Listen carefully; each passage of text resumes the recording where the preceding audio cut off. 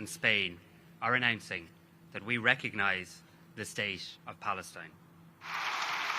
Ireland, Spain and Norway announced on Wednesday that they would recognise a Palestinian state on May 28th, urging other Western countries to follow suit. Spain's Prime Minister Pedro Sánchez said the three countries hoped the step would accelerate efforts to secure a ceasefire in Israel's war with Hamas in Gaza. Israel immediately recalled its ambassadors. Earlier in May, the United Nations General Assembly overwhelmingly backed a Palestinian bid to become a full member, which would effectively recognise a Palestinian state. Irish Prime Minister Simon Harris. I'm confident that further countries will join us in taking this important step in the coming weeks.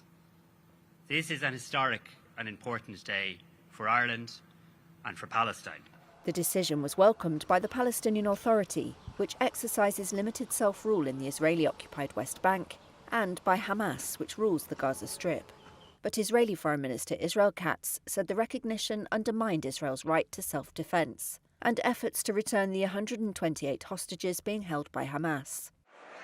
Sanchez said Israel had a right to respond to the militant group's October 7th attack on southern Israel, when 1,200 people were killed according to Israeli tallies, but not as it had in Gaza. And if one thing is clear to me, it is that Prime Minister Netanyahu has no peace project for Palestine. Fighting the terrorist group is legitimate and necessary after the events of 7th of October. But Netanyahu is creating so much pain and so much destruction and so much rancor in Gaza and the rest of Palestine that the viability of a two-state solution is in serious danger.